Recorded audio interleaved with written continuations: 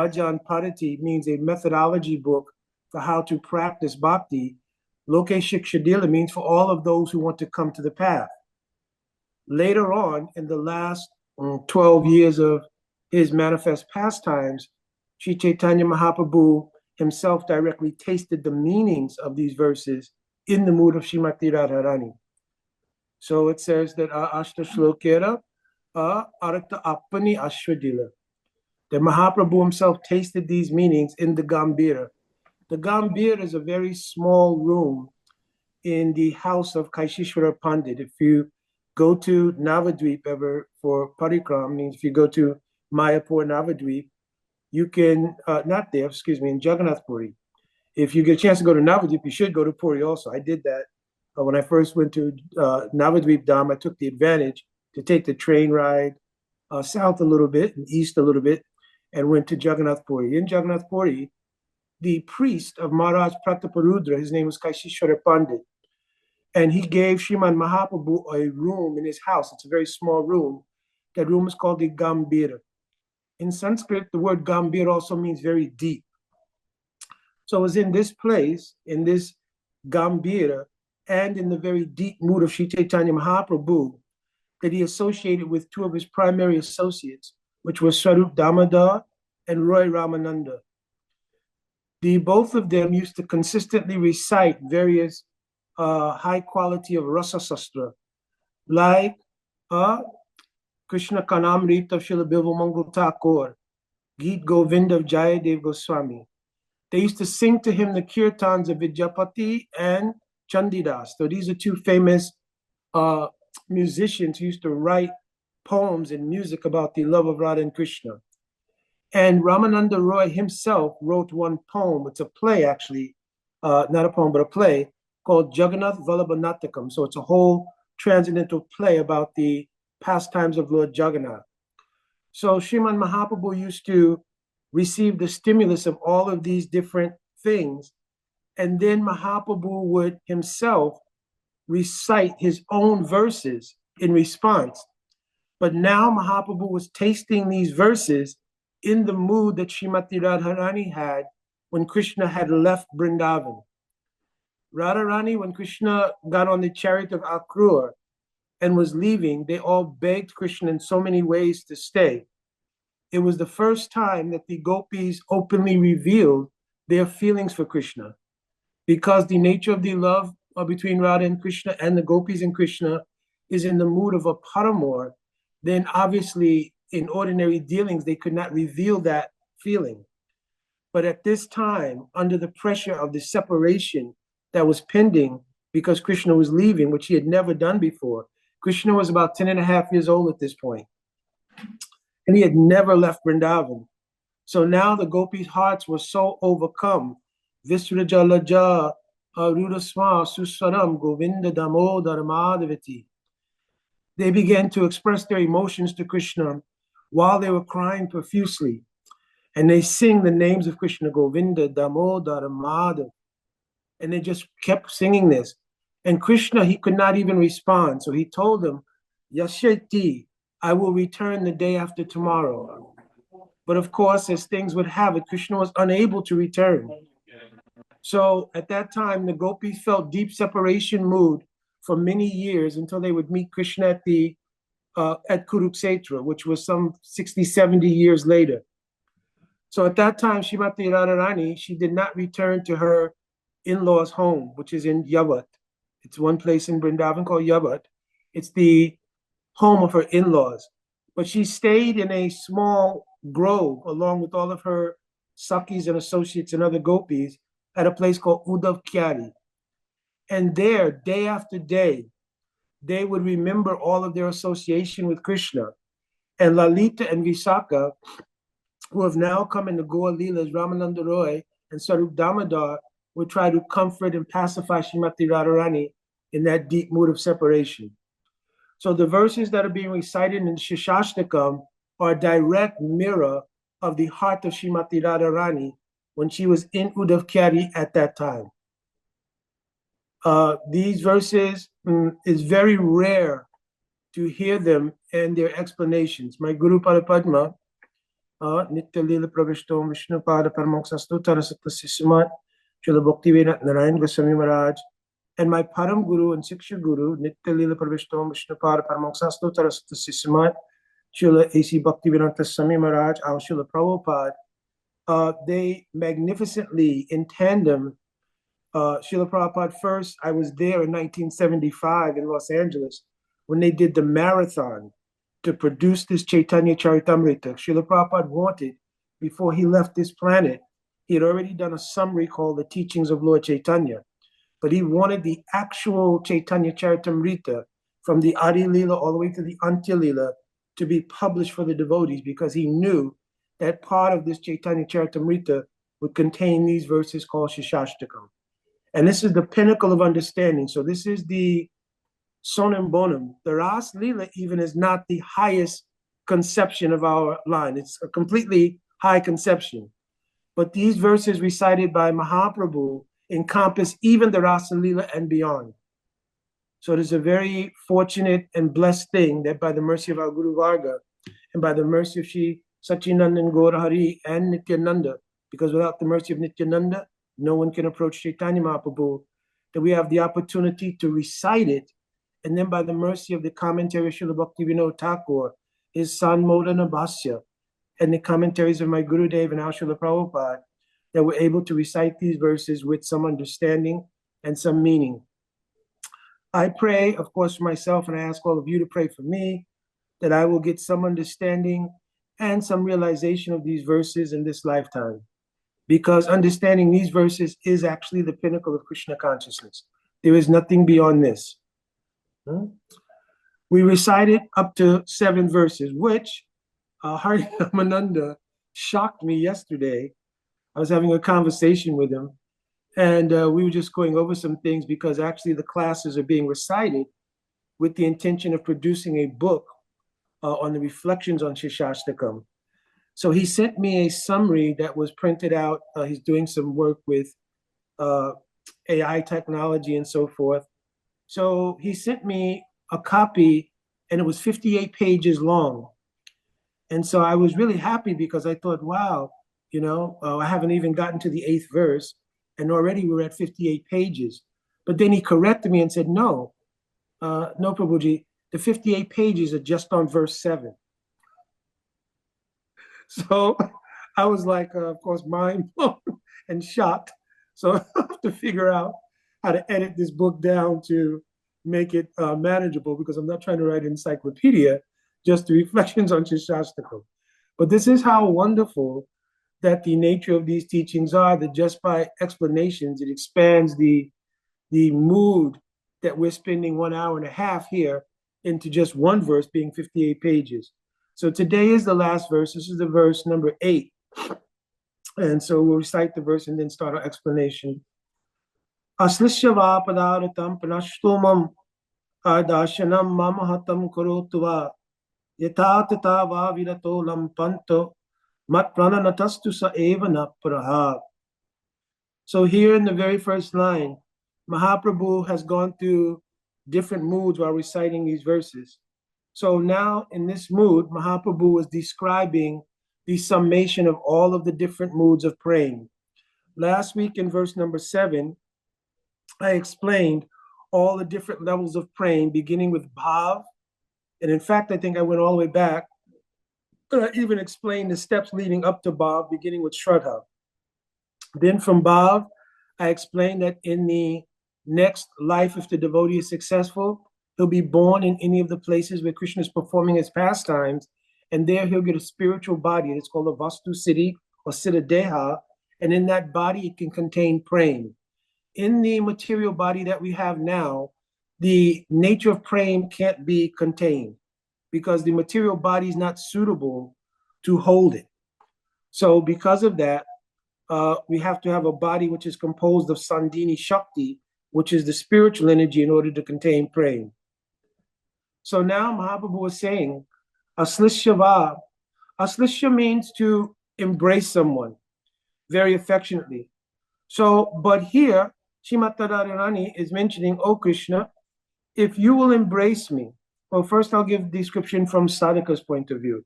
So for our point of view, we're saying, oh Krishna, if you choose, I'm performing Sadhan Bhajan. I'm chanting so many rounds a day. Many devotees chant 1 lakh of Harinam each day, means 64 rounds. I'm attending all Mangalarti program. I am reading Sastra. I am chanting my Diksha mantras regularly and in a timely way. I'm doing seva for devotees. I'm doing this, I'm doing that. I'm doing all these things. But all of these activities cannot force you to give me love of God. All of these activities may help to purify my heart, but actually the essence of all these activities will be to invoke your mercy. So the devotee's praying, Aslishya, if you desire, while I'm performing all of these things, if you desire to give me your mercy, then I will be so happy. Not because it will bring me happiness, not because it will give me freedom from suffering in the material world, not because it will allow me to obtain any kind of liberation, because already in the very 4th verse of this same Siksastakam, we said, Najanam nasundarim kavitam va jagadishakamaye manma janmani janmanishure bhavatad bhakti hoitikiyai. I don't want anything else. I don't want anything in this world. I don't want anything in the heavenly planets. And I don't want anything as far as liberation is concerned. So there are 4 types of liberation: to live on the same planet with Krishna, have a form in Vaikuntha with 4 arms like Krishna, to be very close to Krishna, to have the opulences of Krishna. I don't want any of those things. Even manma janmani janmani, I will take birth again and again, not being liberated, if I could be born with love for you like the residents of Vrindavan have. You understand? So Aslishya here means not for my satisfaction. If Krishna, you want to embrace me, take me into your fold for your happiness, to accept my service to you, then I'm happy that you're happy. This is the key factor. I'm happy that you'll be happy to do that. But vapadam padaratam. The word pada means lotus feet. Ratam has different meanings in Sanskrit. Sanskrit ratam means to be at the feet of someone, attached to the feet of someone, connected to someone. So he's saying asasya va padaratam. The word va means or. So it's offering Krishna, or if you don't want to give me your embrace, but pararatam, panastumam. Panastu means to crush or to crumble. So he's saying, if I'm at your lotus feet and you decide to step on me and crush me, to give me all kinds of problems, all kinds of adversities in my life, Krishna, whatever you decide to do, that's up to you. Many people practice devotion with an attitude that I'm due to receive some happiness as a reward for my endeavors in service. But this prayer is saying, no, whatever will make Krishna happy. Just like one of the moods of the Gopis is Atmasuke Duke, Gopiyan, Nakarele Vichar. Nakarele Vichar means they don't consider Atmasukha Duk. They never consider how I will be happy or what is my sadness. Because my happiness or my sadness is non-different from what will make Krishna happy. If Krishna's happy by my sadness, that should be okay. This is one of the last subtle things that happens to us in this material world. Because we are so attached to our own self-interest, and that self-interest is housed in the false egoism. Whenever we experience adversity or reverses in life, we think, well, why is this happening to me? I'm a devotee, I'm practicing bhakti, and not only devotees, but anybody in any religious tradition, right? Oh God, why me? And in fact, one of the things that was most difficult for devotees, even after they have some experience in bhakti, was reconciling the fact that we've been in the material world from time without any beginning. Right? I don't want to separate from our subject matter here, but of course, Al Srila Prabhupada, he gave a narrative in the very beginning, because of the Judeo-Christian background of many devotees who were coming, that we were in the spiritual world and we fell from grace in the spiritual world.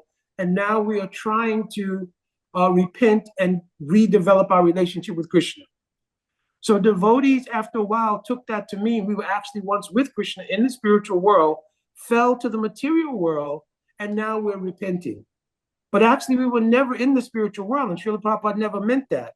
That was a narrative to help us understand the fact that we're in Maya and we need to work in Bhakti to establish a relationship with Krishna.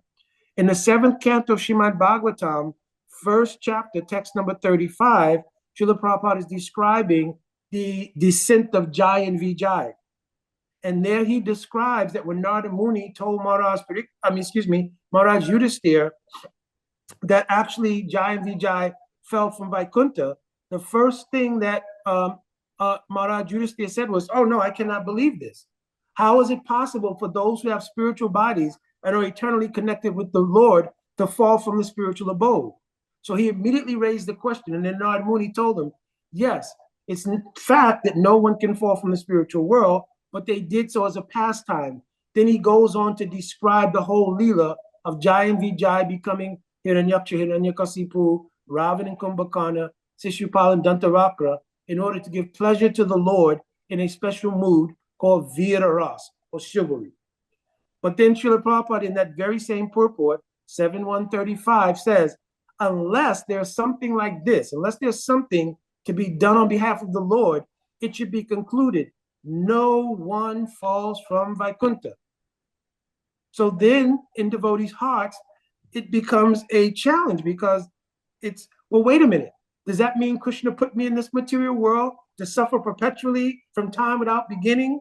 I didn't even do anything wrong. What is this? Jiva's lives matter. I want justice. You understand? So it becomes difficult to reconcile. But now when you look at this verse, and Mahaprabhu is showing us what is the epitome of love of God. And remember, the very definition of loving God has been given by Rupa Goswami. Anya bilasita sunya. So anya bilas means, anya means other, abilas means desire, sunya. Don't have any other desire. Anukulyana Krishnanu silanu. Except all the endeavor should be what will make Krishna happy. The word anukul has a different meaning in Sanskrit, but in general, I'm saying happiness here. So in other words, if Krishna even put me in this material world for the sake of performing a Leela, and it's a Leela called Shristi Leela, and therefore I perceived that I was suffering. I've gone over this before, so I don't want to, again, detract from Siksastakam, but actually we never really suffered in this world. Suffering was a perception that we acquired from the identification with the material energy. I've mentioned this before, just like if you watch a movie or you look at a drama play or you even read a book, and you invest your emotions in the plot, in the hero and the heroine of that particular movie, drama, or book, you'll ride the emotional roller coaster of what's going on.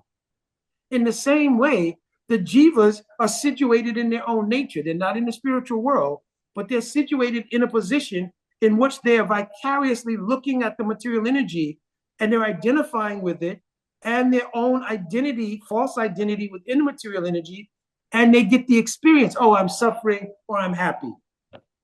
But the very nature of the jiva is ananda, sat chit ananda. So your nature can't be changed, just like you cannot change the composition of water. It's H2O. Now it may appear gaseous or it may freeze like ice under certain conditions, but H2O is a constant. In the same way, your spiritual nature is a constant. You can't change that. So even the very elementary teachings in Bhagavad Gita say the soul can't be withered by the wind, wet by water, burned by fire, etc. You cannot change the nature of the soul. So the soul is looking vicariously at the material world and identifying. So we've really never actually suffered. But still, because we're so invested in the material temporal identity and our own self-interest, then we blame, oh, Krishna, why did you put me here in this material world? Especially since I know there are other living jivas in the spiritual world. They're called Nitya Siddhas, and they never had to come here. So why me? Woe is me. Understand? So, but here, saying that when you love someone so deeply, and in the material world, we don't have that experience. Kaitavam rahitam prema, na prema nushloke. In the material world, you can't love another jiva like this. I explained last week also, if any husband and wife are there, or any significant other, or any friends or parents, you can love your children if Krishna is the center, and it will carry the qualities of love because God is the center. But really, from one jiva to another, you can't find unconditional love. Everybody's got conditions. And for most of us, we're in our adult life. I'm excusing Pranava's little baby, right? Because it hasn't had the experience yet. But all of us as adults, we've had this experience that we haven't found anybody in this world that loved you unconditionally. There's songs about ride or die, but that's not a fact in real life. You understand? It's a good idea, but it ain't the facts. You understand? So because we are conditioned souls, there is no unconditional love in this world. But here, expressing love towards God, the verse is saying, oh Krishna, whatever you decide, aslisha or va, paramratam panashtamam, to crush me. So if you wanted me in this material world even, then I have no problem with that. But no, there's more. There's more. Adarshana mama hatam karotuva. Because I love you so much, to be absent from me. There's one thing to be embraced or crushed by your lover while they're present with you. But there's another thing for someone to leave you. So Radharani's praying, Mahaprabhu is saying, but Adarshana mama hatam karotuva. You will actually kill me. Hatam means to harm deeply or to kill. Understand? Then broken-hearted means here, because that's what it's translated as, but hatam in Sanskrit also means to kill or to harm. So, but even you'll do more harm to me, adarshanam, by leaving me and not being present before me. So, but if that is your desire, that's fine. So you have three things. Aslisha. If you want to embrace me, you can. Padavratam panashto. You can crush me if you want to. Even more painful than that is, adarshanam, not to give me your association. But there's more. Even if you give me your association, yata tata va virato lampat. The word lampat means a cheater or debauchee. So here, Radharani is saying, Krishna, even if you're before me and you associate with so many other gopis right in front of my face, just like in this material world, I'm saying there's no unconditional love. Because the first thing everybody goes for, yes, my darling, if you want to embrace me, that's very good. But if you want to cause me any problems, crush me between your feet or anything like that, not literally, but in any, figurative way, you want to cause distress for me, then your days are numbered. You understand? So there's no love like that in the material world. Now, if the person says, oh, and I may want to leave you, okay, pack your bags and go, we're done. You understand? But now, even worse than that, for any two people who, quote, have love for each other, to have that person cheat on you right in front of your face, it is intolerable. Intolerable, excuse me. Intolerable and intolerable. You understand? Nobody would stand that. But Mahaprabhu was praying, even yatatata vavirato lampanto. Yatatata means either one of these things, anything you want to do. Right? Virato lampanto. If you want to associate even with other gopis right before my eyes, how much pain that will cause me. But if you're happy, then I say, yes, you should do that. And if you do that, this is the nature of love. I was explaining prema last week. I gave the definition. Savata donksa rahitam yarapi donksa karane. That love can't be broken, real spiritual love, under any circumstance. Savata donksa rahitam. Yad api donksa karane. Because a person may say, you're saying love cannot be broken. Ordinarily, okay. But what if a cause arises for the love to break? Somebody does something that would cause the love to break. But Rupa Goswami is saying no. Even when there's a cause for the love to break, rather than the love actually breaking, yad bhava bandhano yuno prem parikirtita. The definition of prema is that it makes the lover and the beloved become stronger, even when there's a reason for the love to break. So Radharani, Mahaprabhu is praying here, even if you associate with other lovers right in front of my face, mat pran natastu sa eva na paraha.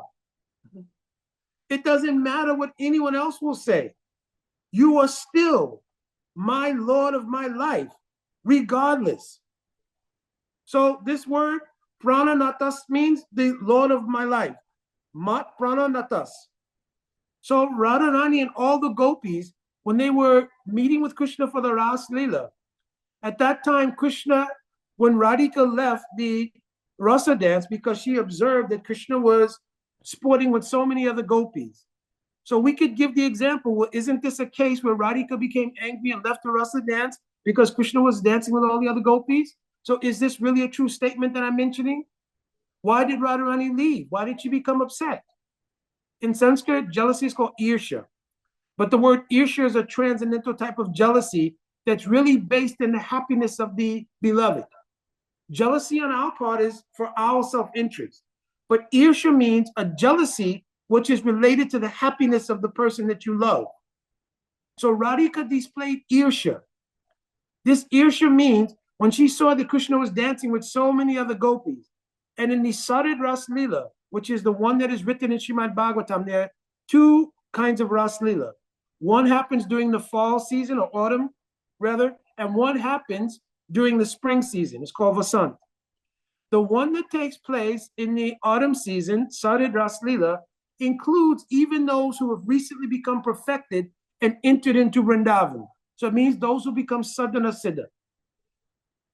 So Krishna was dancing with billions of gopis, literally, including those who had just become perfect. And Radharani is observing this whole thing from the center of the Ras Leela. So she thought, how is it possible that he will get the fullness of pleasure when he's dancing with each gopi individually, and none of those gopis are necessarily fully aligned with me and my heart and my mood? My mood and my heart is the fullness of Krishna's satisfaction. Srimati Radharani knows this. You understand? I'm giving an example just to get some indication. If you know that a certain kind of food is absolutely nourishing, and you're feeding your child that absolutely nourishing food, and you see that a relative, an aunt, a babysitter, anybody else, they're feeding the child something which is inferior in health quality, maybe food that has so much dye in it or sugar in it or something else, how could you be happy? You could say, well, at least the child's being fed, but will you be happy? You'll be disturbed. How is it possible that they're feeding the child something which is inferior? So in the same way, Radhika knows the love being expressed by all these other gopis is naturally inferior. And this is one of the amazing things about the love of Srimati Radharani. Even though that would seem like a statement of pride, nobody can love Krishna like I can, in the absolute truth, it's truth. You understand? It's not an instance of pride. In the material world, pride is based on, I feel like I can do something better than everybody else. But that's a relative, subjective opinion. You can't prove you can do this thing better than everybody else, because we don't have the ability to show that in relation to everyone in the world. You can't say, even when you look at athletic events like the Olympics, and you can say this is the fastest person in the world, perhaps there's somebody faster who didn't join the Olympics. So it's always going to be relative. But in the spiritual world, things are absolute. And Radharani's love for Krishna is absolutely the highest kind of love. So Radharani is aware of this, but it's not based in pride. It's based in that truth and her desire to offer that love to Krishna. Just like you don't want to offer inferior food to your child out of love. Radharani wants to offer the highest type, the most tasteful type of love to Krishna. So Radharani displayed irsha, transcendental jealousy, and she left the rasa dance. And Krishna, to prove that Radharani's love is superior, he also left the rasa dance and left all the other gopis there alone. You understand? Now, later on, when all of those gopis, they were following to search for Krishna, they finally saw the footprints of Radha and Krishna in the dust of Vrindavan. And then they thought, oh, this gopi who Krishna left all of us to be alone with, she must be superior in her mood to worship Krishna, her mood to love Krishna, far beyond our capacity. Then, later on, when Krishna and Radhika were walking through the forest of Vrindavan, Radhika became overwhelmed by her good fortune and said, oh, yes, now you're with me alone. So now I'm feeling tired. And she was giving Krishna a benediction. Oh, Krishna, I'm tired from walking. If you want me to go any further into the forest, you should carry me. So Krishna, he thought this is a wonderful opportunity. But as soon as Radhika uttered those words, immediately one sanchari bhav, the word sanchari bhav means just like in our own being, we have different kinds of moods, right? And in those different moods, sometimes they become prominent and sometimes they're at rest, so to speak. I'm giving you an example. If you're in a relationship with someone and you love that person, love is the foundational basis of the relationship. Again, I'm putting love here in air quotes and little finger quotes on the screen, right? That love is the foundation. But from time to time, different things like your anniversary date, the first time you met, that song comes on.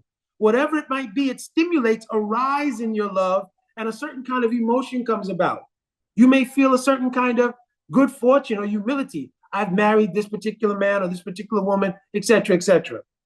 So these are sanchari bhavs. Your base everyday feeling is called love, quote. But sometimes there's exaltations in that love, and sometimes there's also moods when you become a little angry. Somebody's late for dinner, or somebody didn't show up on time, or somebody didn't pay the bills. No, you might put them out if they don't do that. Anyway, stop joking. But the point being, if something happens, a certain feeling arises in you that is based in the love you have for them. Those are called sanchari bhavs. So Radhika, when she told Krishna to carry her, immediately lajja or shyness, a sanchari bhav arose in her heart, and Radhika closed her eyes. When she closed her eyes, she immediately felt like Krishna disappeared, even though Krishna was standing right next to her. This is an extreme state of love. It is called prema vaichitya. The word vaichitya means when you love someone so much, you become bewildered by the nature of the love itself. It just causes bewilderment. So she became so bewildered, even though Krishna was standing next to her, she thought he had disappeared. And when Krishna observed how Radhika was experiencing this prema vaichitya, this extreme prema, he hid in the bushes to observe her mood. But there's also a secret here. Krishna also wanted that Radhika would show her mood of separation. So when she did not see Krishna, even when she opened her eyes, Radhika fainted on the ground. And she said, Hey, Nataramana Presta Kwasi Kwasi Mahabhuja, Dasaya Kripanaya Me Shaki Dashaya Saniding. O Lord of my life, my prananath, please, I am your sold out servant. Please, oh, give me your darshan again. The other gopis had come and they saw Radhika in this mood, and they realized the supremacy of her love based on how much she missed Krishna when Krishna wasn't there. So now all of the gopis became empathic towards the mood of Radhika. Then all the gopis together got up to search for Radhika. This searching for Krishna is one chapter in Srimad Bhagavatam called Gopi Geet. Understand? Jayate adikam janmana vraja sarada indira shashvaratrahi. It's a whole 33 verses describing their search for Krishna. They begin to search for Krishna, then they go to the bank of the Jamuna and they sing this song. And when they get to the last verse, Yate sujata charanam buranam staneshu pita sanai nadimahi karakaseshu atenata vim vyatasi vyatate nakim swit kupadi be brahmaptidi bhava mayusamna. Ayusam means they gave their whole life at the feet of Krishna. And they told, listen, Krishna, we feel like we've come to this forest to dance Ras Leela with you for your happiness. But we feel now we've only caused you distress. So the love becomes so strong. Kina, Tatsuke, Api Sankaya. It means that even though the lover is happy, the feeling of love becomes so intense, you think they're unhappy. Just like if, again, I have to give mundane examples because we don't have transcendental ones in our experience. If you are with your significant other and your significant other is smiling, they're happy, they're blissful, but somehow you think still my love for you is inadequate, and you start to doubt, even though it looks like you're happy, I think maybe you're not fully happy. In yourself, your love is so strong, you believe that even when your lover is happy, you feel maybe they're not happy. So Radharani and the gopis' love came to this point. And when they recited that verse, Tasva Avyabhacha Chori Smaya Manamakambo Jam Pitambara Dasvaragri Sakshat Manmat, Krishna couldn't hide anymore. So Krishna immediately appeared from the bushes, and he took his cloth, a cloth like this, he put between his hands. This is a symbol of great humility. And he prayed to the gopis, your love is so high, headed by the love of Radhika. Napariyaham narvaja samyudam, swasarukrityam vibhuru yashapiva, yamabajan dujay gaya shrinkala, samvishya, tatva pariyatu sadhuna. Your love is so great, there's no way I can repay you. Even the love I have for you is insufficient to repay the love you have for me. Therefore, greater than I am, greater than my position as God itself, greater than my position as trying to love you, your love is superior to that. Therefore, if I want to give any reward to you, let the love itself be the reward. Therefore, when Chaitanya Mahaprabhu came to this world and he recited his verses, culminating in this verse, he wanted to give that kind of love to the jivas in this world, service to that kind of love. Not even having the darshan or the association of Krishna is superior to this. He told, listen, even if I give you darshan of myself, it's not superior to the love of the gopis headed by Radhika. Therefore, prem rasniyas karite ashwadan, rag marg bhakti loke karite prachan. I want to give the nature of serving the love of Radhika as the greatest gift to this world. You understand? Therefore, Mahaprabhu came not to free us from the material world and free us from suffering. Those are all automatic or axiomatic byproducts of love of God. He came to give us the mood of serving this kind of love. He wrote down the methodology for doing this is to chant Hari Nam. And he wrote 8 verses based on Hari Nam, culminating in this verse, which expresses the highest kind of love, which is in Srimati Radharani, with the intent that all the jivas will get a chance to serve this kind of love with this kind of attitude. That whether Krishna embraces me, whether he crushes me by so many adversities, whether Krishna appears before me or doesn't appear before me, still, if he even takes everybody else back to God and says, Mukunda, you can't go, you stay here, but I'm taking everybody else back, I will say, if that's your pleasure, my Lord, that is your pleasure. And that makes me the most happy.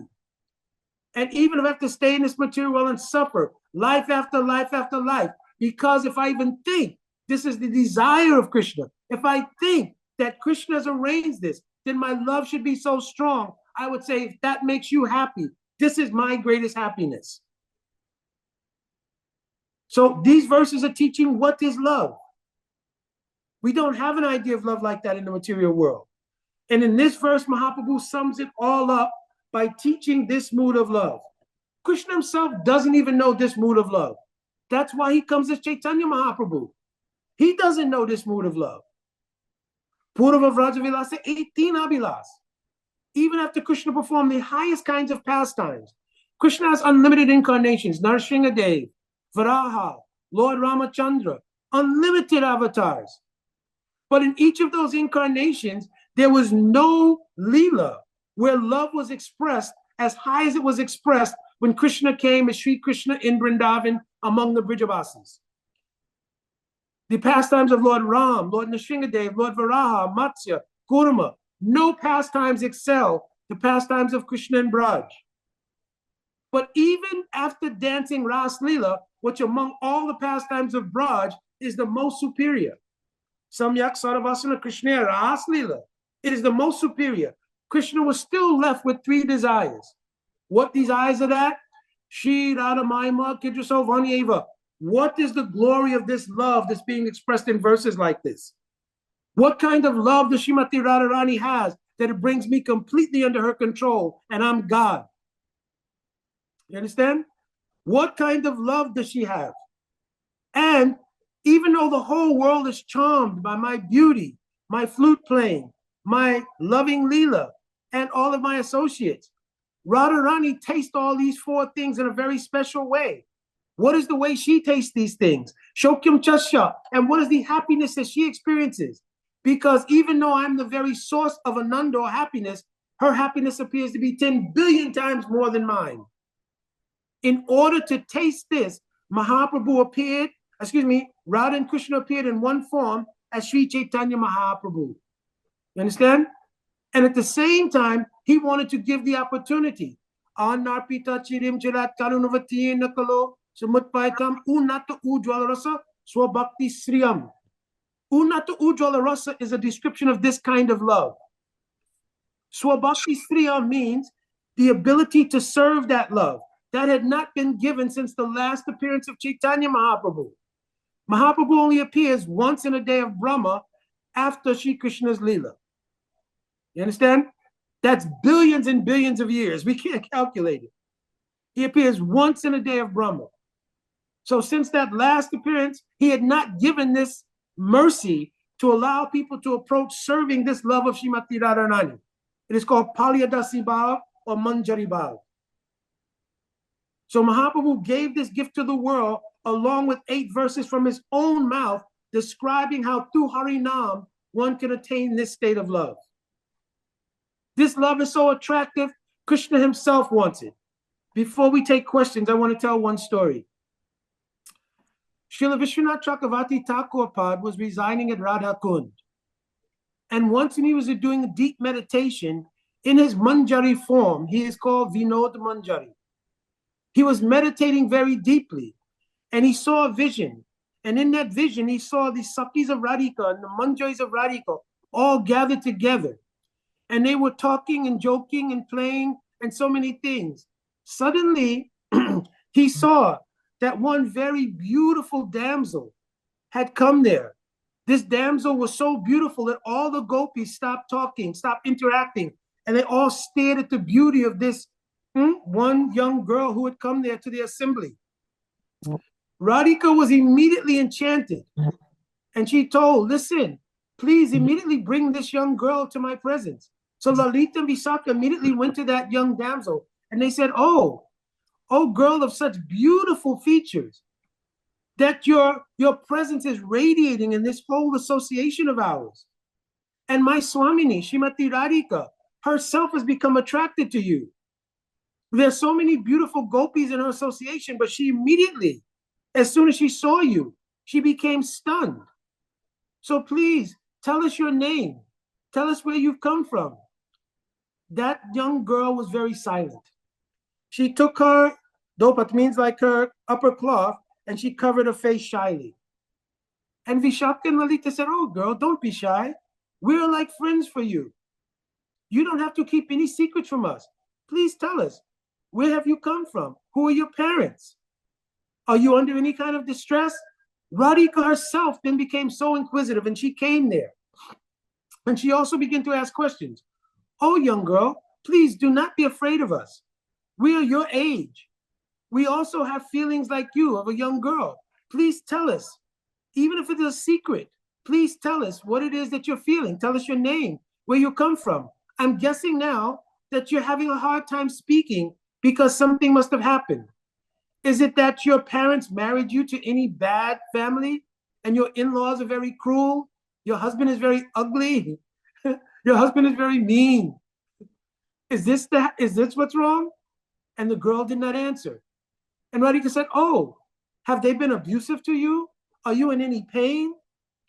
Or perhaps you're just feeling some illness. Oh, but if you're feeling any illness, I can help. And Radhika immediately ordered some of her manjaris. Please, you go and you bring this special medicine that I have. It was given to me by Gargi. Gargi is one young Brahmin girl in Vrindavan who's expert in all kinds of knowledge, including Ayurveda. So she told, bring this medicine. I can treat you. I've learned this art from this girl, Gargi. So if you have any illness, I can help you treat this illness. So the young girl said, just put her head down and didn't say anything. So she said, I know you're embarrassed because the illness is not an illness that's internal, that will be taken care of by medicine. Perhaps your body is having some illness. I know. I will arrange to give you a massage. So when the girl heard the word massage, the hairs of the body stood on end. And the girl her eyes became really big. And so then Radhika said, yes, this must be the answer. So she told her Sakis, please immediately prepare. Let her take off her upper garments and everything, and she can take these clothes off and we can give a very nice massage. So when they started to try to take the clothes of that young girl off, She clutched to her sari very tightly, and then she began to speak. She said, listen, she had a very sweet voice. Listen, I'm actually from the heavenly planets. And by good fortune, I always thought so highly of the love of your Swamini Srimati Radharani. So I've come all the way from the heavenly planets just to get the darshan of Srimati Radharani. And now that I'm in her assembly, I want to express my heart, but I have some fear. So Radharani immediately, her heart melted, hearing the voice of this young girl. Just hearing the tone of that voice, Radharani's own heart melted. And she said, oh, please, speak your heart. Speak freely. Don't hold anything back. So this young girl, she sat with Radharani, and everyone sat around in a circle. At that time, the young girl became shy again, and she said, I'm so hesitant to speak what I want to say. And Radharani touched her cheek and said, oh, don't have any fear. You speak fully. Your heart's content to me. That young girl said, I see so many times that you've had association with Sri Krishna. And even the other damsels of the heavenly planets, they also, from the chariots of their husbands, the Viman means the airplanes of their husbands, they look over and they watch the Ras Lila. They watch so many pastimes that you perform with Sri Krishna. And they think, oh, how beautiful is Krishna and how beautiful are you. But then from their perch in the heavenly planets, they also see that Krishna also goes to Chandravali. And Krishna also goes to Tarika and Pali and so many other gopis. And at that time, Krishna will tell them, yes, you are my only one. I only love you. And then he'll have the nerve to come back to you, even having the marks of the other lover on his body, and tell you, oh, Radha, you're my only near and dear one. I don't love anyone but you. This Krishna is a complete cheater. And then the young girl got excited. He's a debauchee. How can you love him? He's such a cheater. He breaks your heart over and over and over again. But still, you manifest so much love for him. This pains my heart so much to see this, because you are so tender, so wonderful. Your heart is so soft. How can you tolerate the thunderbolt-like cheating of this person, Krishna? So Radharani, she thought for a second and she said, it's so strange that normally if I will even hear one iota of criticism about my prananath, my heart will break into a million pieces and I will become very disturbed. But somehow, even though you're saying the most crushing words, they're making me so elated, so happy. My heart is melting. I can't understand what's happening. I should be feeling very remorse. I should immediately want to ask you to leave this place. But rather, just hearing your voice and being in your presence, my love seems to be growing. But I think, oh young girl, perhaps what it is that you don't understand love. So then Radhika said, hear from me. Then Radhika began to describe every single thing I described last week. She went through all the different stages of love, from prema to sneha, to man, to pranay, to rag, to anurag. She showed how anurag becomes mahabhav. She described that this mahabhav has two phases, rud and adirud. She described all the symptoms that take place in mahabhav. What happens to the lover and the beloved? She then went on to talk about the love when it becomes so high, the love itself takes over the lover and the beloved. So love is the superior thing here. It's not the individuals, but it's love itself. She described that even when Krishna left to go to Mathura and to Dwarka, at that time, love also was the controlling factor. And even though I was in such a deep mood of separation at the time that Krishna left to go to Mathura and Dwarka, still, whenever I would think about Krishna very, very deeply, then Krishna's presence would immediately come to me. Because the love, even in separation, is so strong, it produced meeting. I've quoted this verse many, many times. Ruda bhava akyo yam, sambhoga vipralambha. That even when Krishna is separated from Radhika, her love is so strong, it causes them to meet. And then she said, listen, oh girl, I will tell you an example.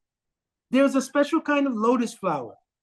And the lotus flower in its stem is united. The stems of the lotus are one.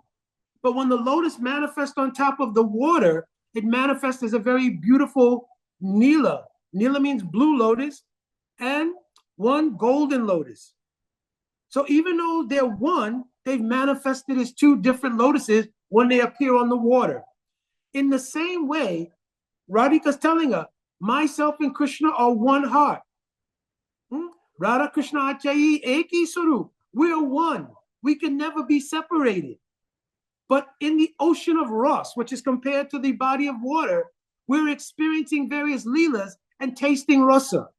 But actually, myself and Krishna can never be separated. So when love reaches its highest point, the lover and the beloved are like one. So whatever the beloved wants, that is just like whatever you feel is for the sake of your own atma. You want happiness for your own atma. So whatever you do is in that accord. But Radhika saying here, my atma is one with Krishna. Whatever will make him happy is my happiness. There's not a separate thing. This is the real meaning of love. So then that young girl, after hearing that, she said, listen, Radhika, I escaped to come here all the way from the heavenly planets. Then Radhika embraced her. She said, you are so intelligent. Day after day, we try to figure out how to escape from the home of our in-laws to go and meet Krishna. And sometimes we're unsuccessful. But your intelligence is so great that you're fortunate. You escaped from the heavenly planets and came here. Oh, young girl, though you did not tell us your name, I'm going to name you Sumana. Sumana means, Su means very good. Man means who has a very good mind, a very good intelligence. So, oh, Sumana, have you heard my words and you now understand something about love? So she said, yes, still, even though Krishna is so wonderful, it's difficult for me to understand how you tolerate a separation. And you've told me that even when you're separated, you're one. So if you could explain to me how Krishna is always with you, even when you're separated, if you can show that to me, it will make me very happy. So then Radhika said, yes, I can call Krishna to come here just by my meditation. So the young girl said, I'd be so happy to see this. So then Radhika, it's explained in Padma Puran, very beautiful verse, how Radhika does meditation on Krishna. This will shock you. Shri Raghunath Das Goswami wrote this in the Harinam Ratna, Harinam Amrita Ratna, right? It's one book he wrote on the meanings of Harinam. And in that book he mentioned, Ekada Krishnera Viraha, Priya Jayati Priya Sambhogena, Mano Gospa, Muhur Muhur, Hare Krishna, Krishna Krishna, Hare Hare, Hare Rama, Rama Rama, Hare Hare. Ekada, one day, Radhika was feeling so much separation from Krishna. She began meditating on how she could meet with her beloved again. At that time, her mind in full distress, Muhur Muhur, she began to recite again and again, Hare Krishna, Krishna Krishna, Hare Hare, Hare Rama, Rama Rama, Hare Hare. Radhika herself is the genesis of the chanting of the Hare Krishna Maha Mantra. You understand this? The origin of chanting Hare Krishna is from the heart of Srimati Radharani. You understand? So in this way, Radhika began to meditate and she began chanting, Hare Krishna, Krishna Krishna, Hare Hare, Hare Rama, Rama Rama, Hare Hare. While she was chanting, that young girl began removing her clothes. Lalita and Vishaka, they were all amazed. Why is she taking off her garments now? So as she took off one piece after another, when she removed her sari, which was coming over her head, when she removed that, suddenly a peacock feather manifested. And when she removed it, they saw the peacock feather, then they saw a turban. And then as she began to get undressed, they saw a yellow shawl. And then as she continued to get undressed, they saw one blue dhoti and everything. It was Krishna himself. He had dressed like a young girl to hear the beauty of what is love from the mouth of Radharani directly. So Radhika had her eyes closed. So Krishna signaled to all of the different Sakis, don't say anything. So Radhika was meditating. Suddenly, Radhika opened her eyes because she was feeling Krishna's presence. She said, young girl, I think he's appeared. She opened her eyes and saw Krishna sitting before her. At that time, she immediately became overwhelmed. And Radha and Krishna embraced at that moment. And Radhika said, oh, wait. I brought you here particularly to meet one young girl, Sumana. She's requested that I come. I want to offer her to your lotus feet. So now the Sakis were bewildered because they knew what had happened, but they didn't want to tell Radhika. So she's asking Lalita Visakha, where is Sumana? So I said, oh, Radhika, maybe she's gone into the house. So they said, well, we should search for her. So they began searching here and there, and the Sakis are not telling Radhika the truth. So finally, the Sakis all got together and they told Radhika, listen, Radhika, we think Sumana, having seen the conclusions of your talk with her and seeing what is the glory of love and saw your power to manifest Krishna even in separation, she realized something. And now she went back to give that same instruction to all of her friends in the heavenly planets. So you just simply enjoy your time here with Krishna, and we will help you to enjoy with Krishna. So this was all seen by Vinod Manjari in his meditation. Vinod Manjari is Srila Vishwanath Chakravarti Thakur Ampad, and he wrote this in one book called Prem Samput. You understand? This is the real meaning of these verses in Siksastakam and the real meaning of love. Jai Shri Siksastakam ki Jai, Shriman Mahaprabhu ki Jai, Shri Vishwanath Chakravarti Thakur Ampad ki Jai, Srila Gurudev ki Jai, Srila Prabhupada ki Jai, Guru Parampara ki Jai, Nityananda Prabhu ki Jai, Shri Sachinandan Gaur Hari ki Jai, Gaur Premanande Hari, Hari Bo. Jai. So we are concluding our Siksastakam here. Mahaprabhu gave the benediction. Krishna's Kaviraj, rather, gave the benediction. Anybody who will hear this Siksastakam daily, they'll get the fruit of love of God.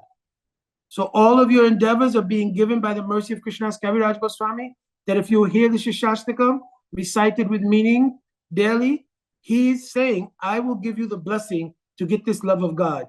Krishna's Kaviraj Goswami in his form in Vrindavan is Kasturi Manjari. So he has the ability to give you mood related to Radhika. Understand? Jai Hari Bol. So we're open for any questions or comments here.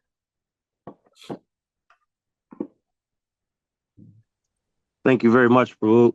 That was wonderful to hear that pastime. For the last part, when you said recite with meaning, it just means understanding what you're saying as you're chanting the mantra. Is that what you're talking about specifically? Yes, that will grow. The first thing for anything that you do in bhakti is called the artha. Artha means the meaning. So when you do Mangal Arati and you sing Sangsara Dava Navalida Loka, try to understand the meaning of the words. After you understand the meaning of the words, under the guidance of Guru and Sadhu, they will give what is called the Artha Dwani. The word Dwani means like an echo, like when we say the Jaya Dwani. Nitya Lila Pravishtom, Vishnupara Paramonks, etc. Srila Gurudev or Srila Prabhupada. Ki, what does everybody say? Jai. So that Jai is an echo. The word ki means say, Jai is the echo. So Artha Dwani means the echo of the meanings of words. So if you say Sangsara Dava Navalida Loka Tranaya Karuna Gana Ganaptam, Samsara, you know, means the repeated cycle of birth and death. Bhava Mahadavagni means the forest fire of material existence. From the ocean of mercy, Tranaya, the power to deliver. Tranaya Karuna, by mercy. The Guru has extracted from the ocean of mercy the power to deliver those jivas who are in this material existence. But the deeper meaning here is that the Guru has extracted the mercy of Srimati Radharani. Why? Srimati Radharani is called the ocean of mercy. This is one name of Srimati Radharani, right? What is this verse? I'm thinking of this verse. Vrishabhanu Jayas. Rasanidhi Vrishabhanu Jayas. Rasanidhi means she's the ocean of rasa, and she's also the ocean of karun, or mercy. The Guru has extracted from that ocean of mercy the beauty of Radharani's loving service. And like rain, because when a cloud picks up water from the ocean and delivers that water, the water turns from salt water to fresh water. So the echo of the meaning of this verse in the beginning is that the jivas in their material condition cannot approach directly to the spiritual world of the love of Radha and Krishna. They don't have the adhikar qualification. And if you try to forcibly approach, if you're burning in a fire and you put your body in salt water, what will happen? You'll have additional problems. So the Guru becomes the agency of Radha and Krishna, extracts that water, which is salt water, and comes to the jiva. But when water comes down as rain, what kind of water is it? Fresh water. That fresh water not only extinguishes the fire of your material existence, but it nourishes whatever is in the earth. If at the time of initiation you receive the seed of bhakti, a particular kind of mood of loving service towards Krishna, the raining down of Gurudev's Hari Katha nourishes that seed and causes it to grow. All of this is in the first verse of what you're singing every morning. Samsara dhava navalida loka. So when you say these things with meaning, and then under guidance of Sadhu Guru, get the Artha Dwani, this is how bhakti grows into realization. So meaning is one thing, meaning turning into understanding is the second phase, understanding turning into revelation is the third phase, revelation turning into realization is the fourth stage. Thank you very much for Haribo.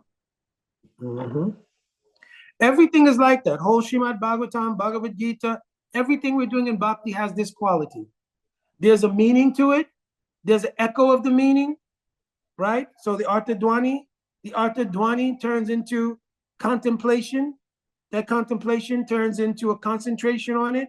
It turns into revelation, and it turns into realization. Jai Haribo Sadhan Siddha Prabhu. Pranam Gurudev. Gurudev, we shall always remain indebted for your mercy that you have bestowed upon us, to enlighten us, that we can taste the service of that love. Gurudev, one question I want to find out from you. In one of your lectures, you were describing when Krishna took the form of, trying to remember the name, but that is when he became the protector of the Ras Leela, right? And you were describing that when he took that form, I think it was through Purnamasi, and he appeared on the scene, the Gopis asked him almost the same question, like what you were just describing, where he came from, who it is, and then they eventually said, well, maybe you're an imposter, and they began to beat him and called Purnamasi to help him. But it was almost the same thing that Krishna did when he appeared to who you just described. So what was the difference of the mood there that they didn't even recognize he was Krishna then, but they attacked him when he came as the protector of the Rasa dance? What was the difference of the mood there to know? Yeah, that person who went to the Rasa dance actually wasn't Krishna. It was Lord Shiva's, Sadashiv. Sadashiv, yes. Sadashiv is an expansion from Krishna. It's not actually Krishna's own root. Sadashiv, according to Laghu Bhagavatamrita Rupa Goswami, is an expansion of Krishna. In the Padma Purana, it describes that when Krishna, ontological, this is an ontological description. Ontology means it's describing the very essence of how something works. So there it's mentioning that Krishna was in the Rasa Mandal, means the place where the Rasa dance goes on.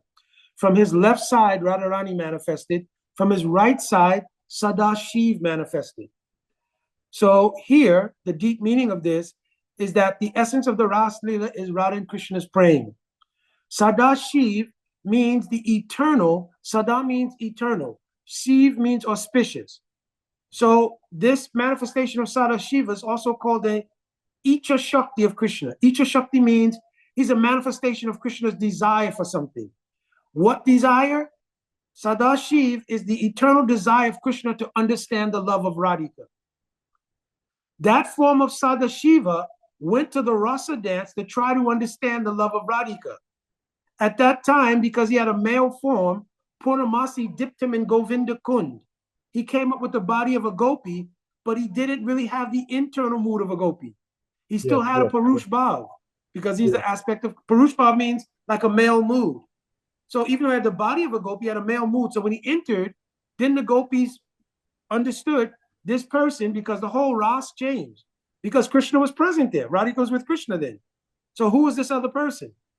So then they chastised him. So then Krishna told, listen, show mercy to him. So they gave him the mercy that he would always guard the rasamandal and don't let anyone in who has purush bhav, means the mood of an enjoyer.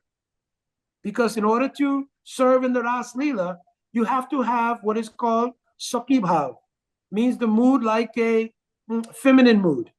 You cannot serve in Ras Leela in a male mood. You understand?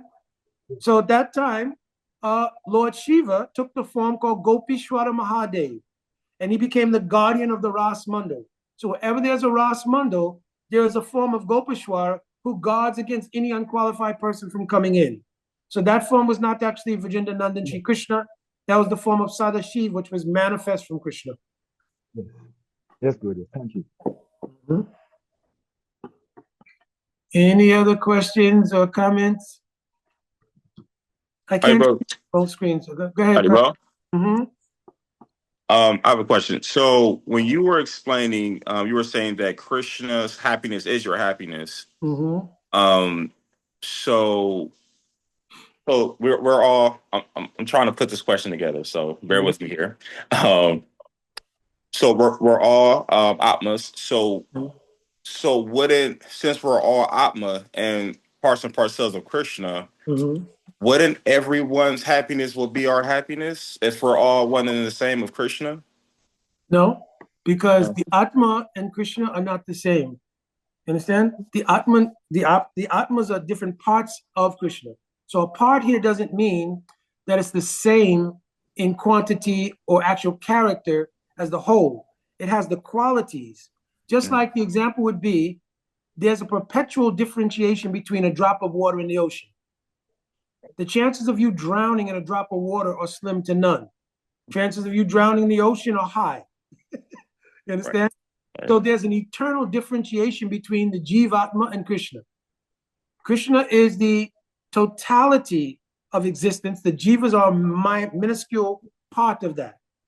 And they are part of Krishna's energy. And Krishna makes a differentiation. He says, Apareham idastu anyam prakritim vidime param jiva bhuta mahabaho yayedam dayate jagat. The Jivas are a part of me. They're called Jiva Shakti. The Atma is the individual. One Atma is Pranava.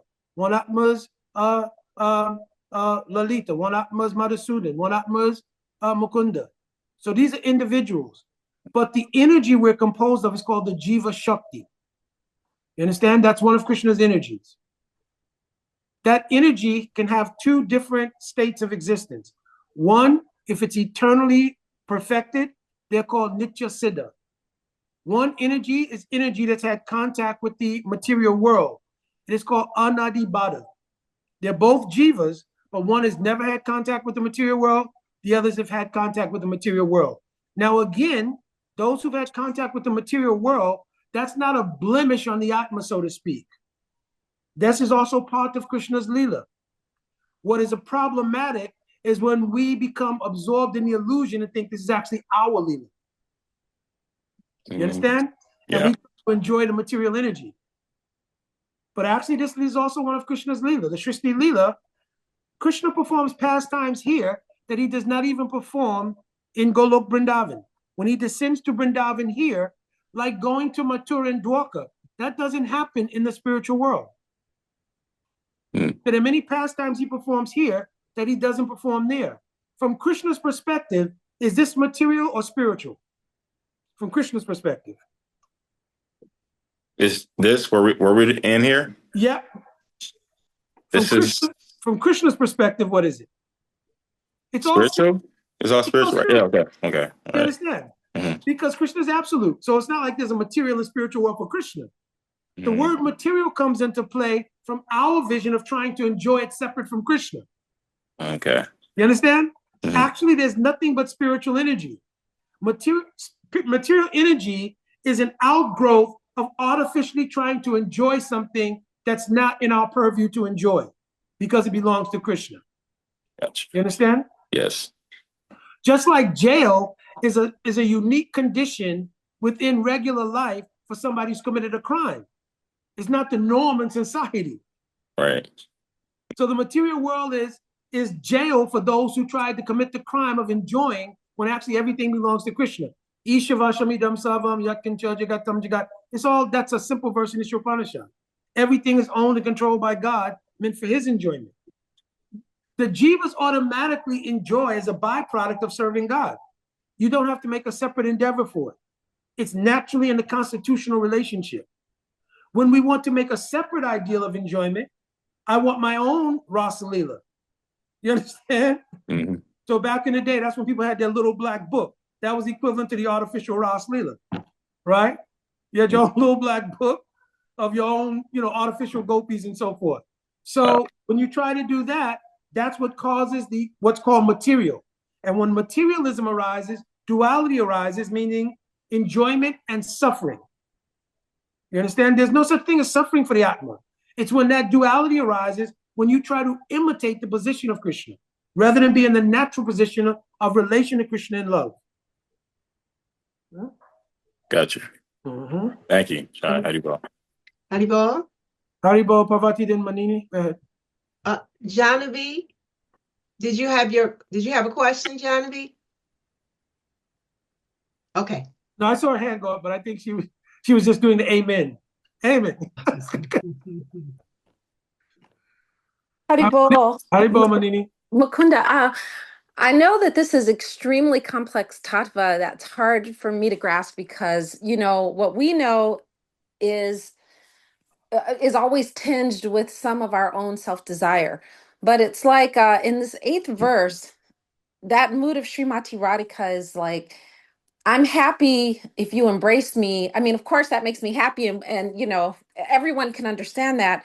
But also that if there is the trampling under the foot or the frolicking with other cowherd girls, whatever it is, that distress is even also like a high happiness, right? Like, because it's really about Krishna's desires. Yeah, you have to catch the first part first. Okay. Aslisha here doesn't mean Radhika will be happy if Krishna embraces him. She's saying you will be happy. Right. Okay. Okay. Yes, I say it's hard. Okay. You gotta catch so he will be happy by embracing her. She knows this, but also if he goes off to do other things, she's happy if he's happy about doing that. Yes, actually, later on in the verses in the Antya Lila, she's going to say, listen, if there's any other gopi, even if you think they will make you happy, I will go to that gopi, go to their home and become a maid servant of that gopi so I can bring that gopi to you. Even if you think they'll make you happy. Wow. You understand? Yeah, yes. But the whole idea here is everything is Krishna's happiness. This is the nature of pure love. Thank you for that nuance about even the embracing is still about Krishna's ultimate happiness. That's why I say it's hard to take in because it's so tainted in my mind, but yes. Haribol. Yeah, because we always think, we're conditioned to think about our happiness. So we're thinking as soon as we hear something good, that means I'll be happy. Right. Thought process, atma sukhe dukke gopiyo nakareli vichar. They never think of their own happiness. Krishna sukhe dukke chesta kare vyavahar. They only think what will make Krishna happy.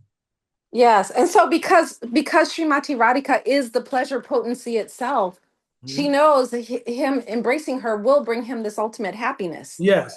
Jai. Okay. I'm saying the love becomes so deep in Mahabhav.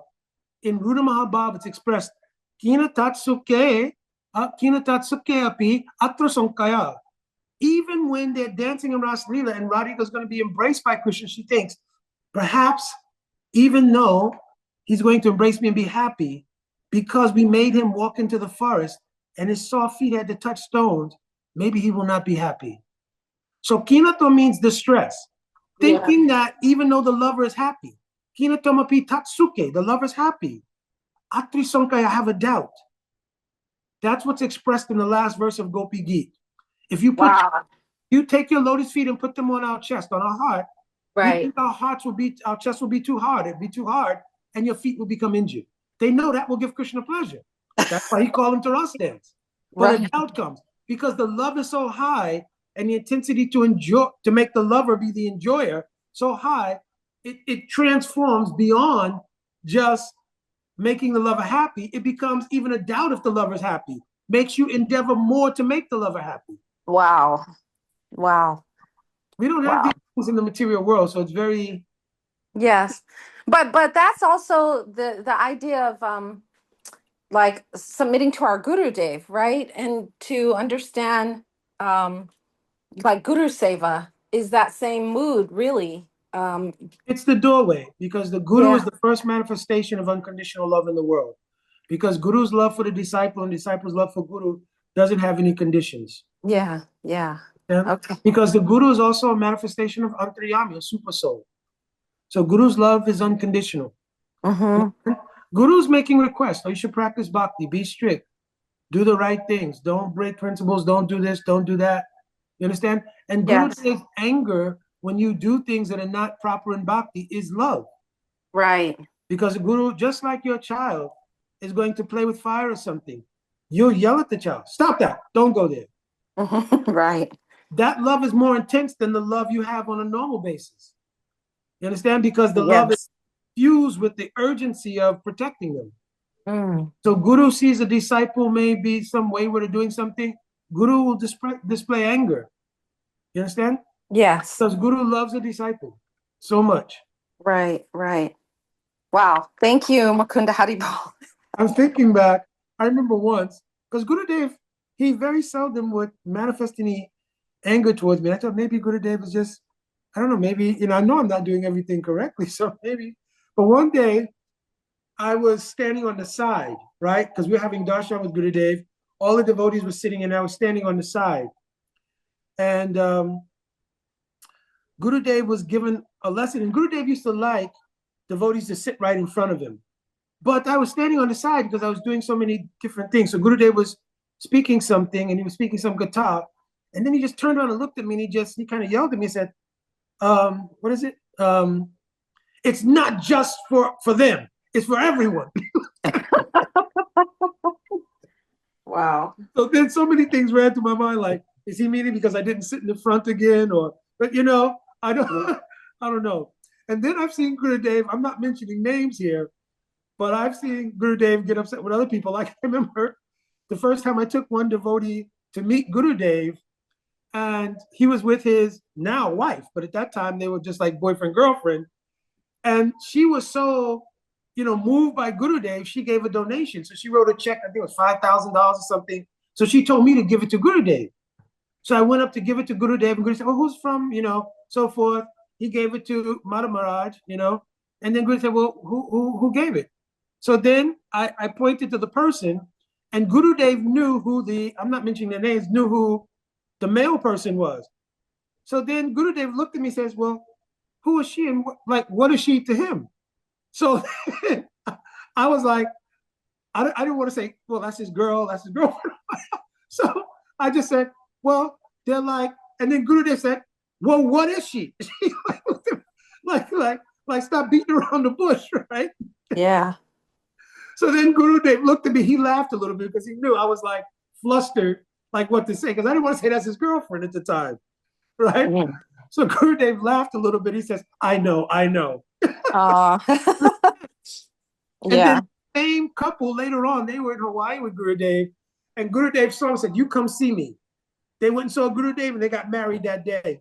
Wow. Gurudev married him. Later on, I did the fire yajna for them, but Gurudev married him that day. Wow. Haribol. Haribol. Okay, Haribol Mukunda.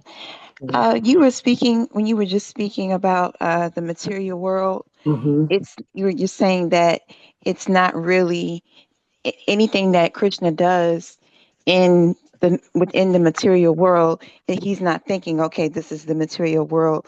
Everything that Krishna does, of course, is all spiritual. So we are only thinking that this is a material world separate from spiritual because we are trying to enjoy it for our own good, enjoy it for whatever it is that we want to do. And so whenever we think of it and perceive this realm as the material world and separate from spiritual is because we're trying to enjoy things outside of what is enjoyable for Krishna, because we're trying to do it as my own, or this is my own and this is what I want to do. And so that's how we experience things as being negative. Am I right? Yes, because the vision of what's Okay. material and spiritual is based on its relationship to Krishna. The material world is like a shadow of spiritual reality. That shadow or that darkness comes because the illumination of the truth about that thing is not there. Just like when we offer things to Krishna, we're offering a flower, water, incense. These things are all composed of the elements of the material world. But Atashi Krishna Namani Namavat Grayam Indriya, our sense is also composed of Grayam Indriya means material, earth, water, fire, and ether. That cannot be offered to Krishna. So it says in the verse, Sevon Mukhi Hi Jiva Doswami Svaratyada. They have to become imbued or empowered with the attitude of serving Krishna. Then they're transformed and they become spiritual substance and suitable to offer to Krishna. Can you offer to Krishna, even if you cook prasad? That prasad has come from earth. Right. Even if you, all the things you make, so how is it offerable to Krishna if you can't offer material things?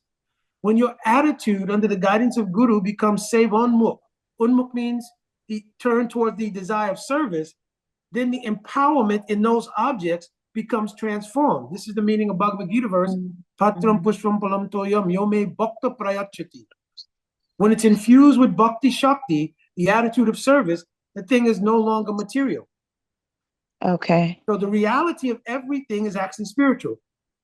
In the Chatur Shloki of Srimad Bhagavatam, these are the 4 main verses of Bhagavatam. The first one starts, Aham eva shameva agri nanyat sarasat param pascharaham yaret sascha yovashishekta shushmyaham. Right? Everything before this creation, during this creation, after this creation is only Krishna himself. Everything. The earth, water, fire, air, and ether, mind, intelligence, and false ego. Krishna in Bhagavad Gita says, this is Bina Prakriti Ashta. This is my energy. You understand? Yes. Everything belongs to Krishna. I quoted the Ishopanishad verse. Isha Vashamidam Savam Yatkincha Jigatyam Jigat Twaina Bhaktena Bhujita Madgara Kwashashridanam. Everything is controlled and owned by God. It only becomes material when it's for our self-interest void of God.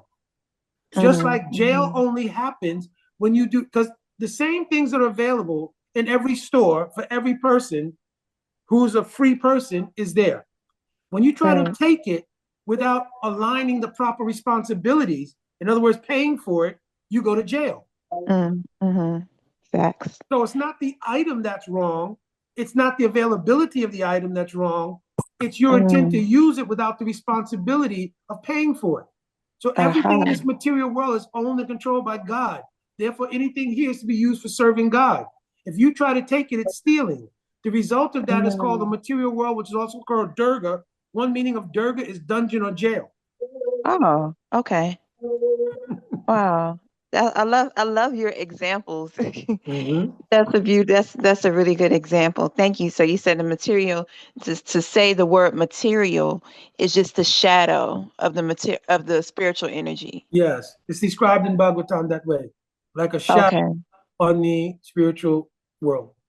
Asha, come on. So I think her thing was. Yeah, Hare Krishna, Prabhuji. Oh, there you are. Then I'll come. Yeah, I have to turn off the computer because I do not know. I can hear you all, but nobody was able to hear me.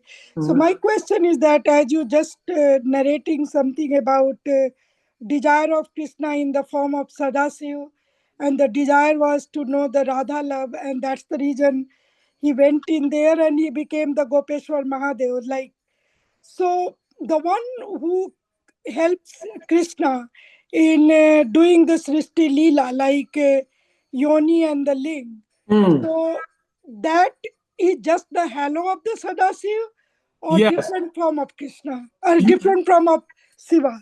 No, you're exactly right, Didi. So that same Sadashiv, that Sadashiv is actually Vishnu Tattva.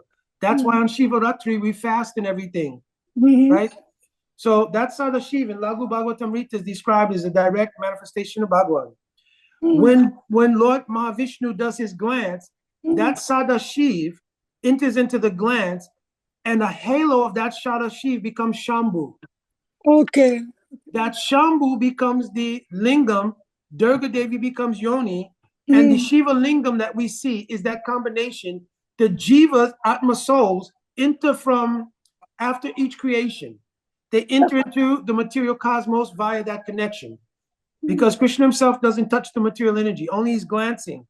Yeah, and so even the Sadasiv doesn't touch in creation. It is the halo around the Sadasiv, which is Shambhu. Thank you, Yes. Prabhuji. I just wanted to make it clear. Yeah, Prasada Devi, Haribol, you can unmute. So my question is, when we are going in with the intent to serve Krishna, make Krishna happy, we feel some relishment. Should we even feel? My first question is: should we feel any relishment from that? So the example will be that if you go to the ocean and you're going in the ocean, even to do some good thing, like to save somebody, they're drowning. Will you get wet? Yes. So it's axiomatic, it's automatic. Right. Serving Krishna, bliss comes. Yes. Now, the devotee has the mentality, I am not looking intentionally for that bliss to do the service. So it's not the idea of, what do you call this thing? Quid pro quo. What is it? Quid pro quo, I think it is. That I'm doing something to get something. The attitude is I simply want to serve you. You understand? And in the nature of serving Krishna, our own nature already has a none. This is the constitution of the Atma. When you want to serve Krishna, that nature you have is then imbued with the spiritual quality of bliss called a ladini. That's the nature of spiritual love. And that's automatic. It's unavoidable. Just like going in the water to do anything. Right?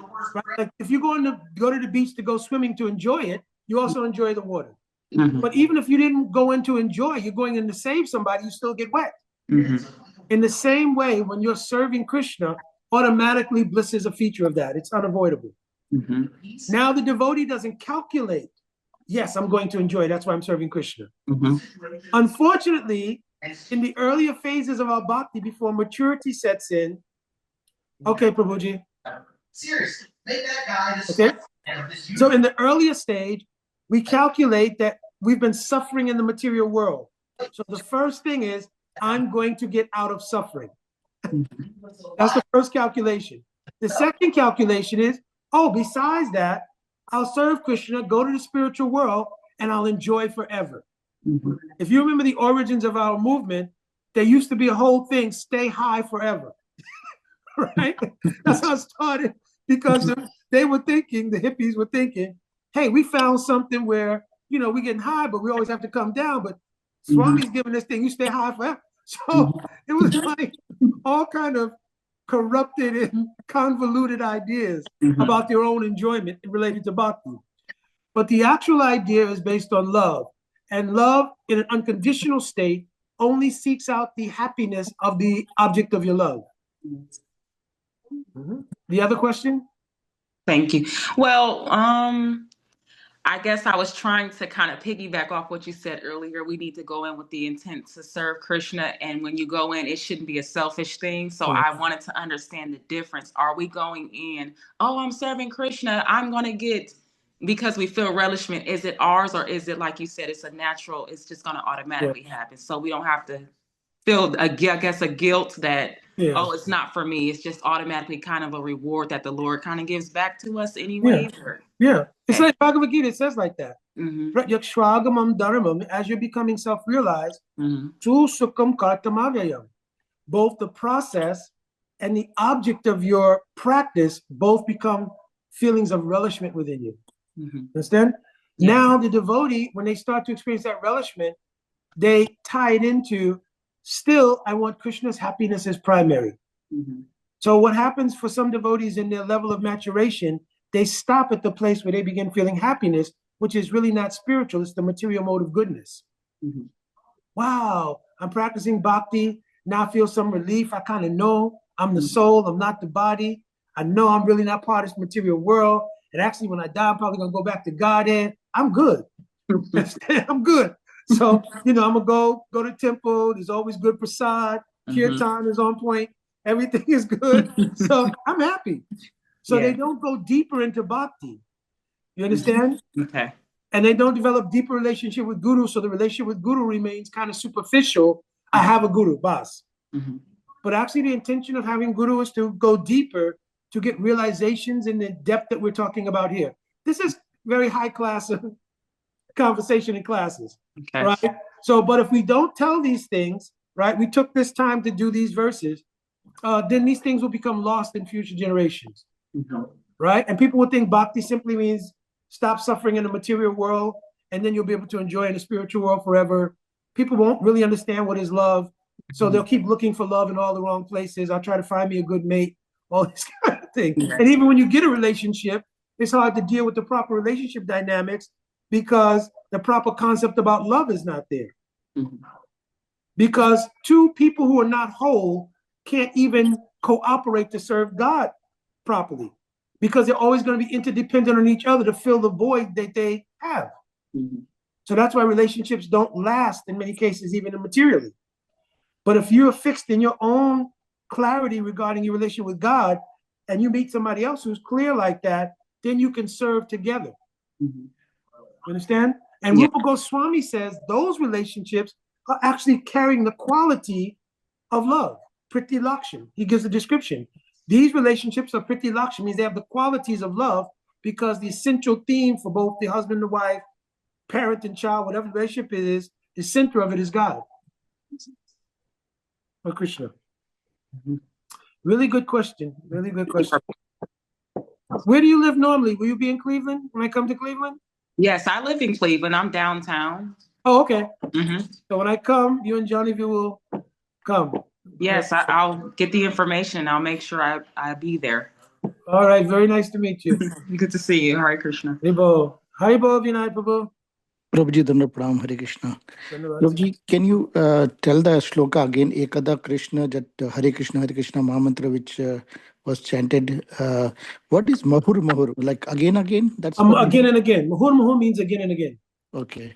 But can you please... yes. Where Ekada Krishna Viraha.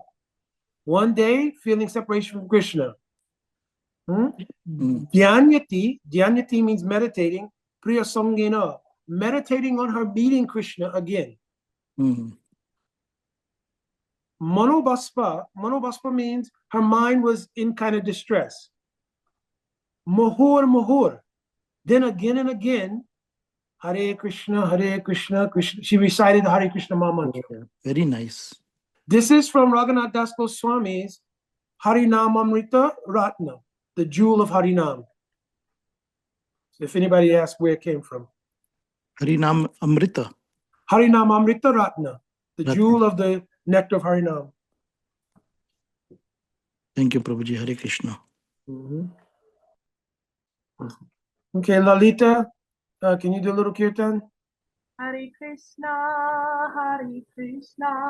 Krishna Krishna, Hare Hare, Hare Rama,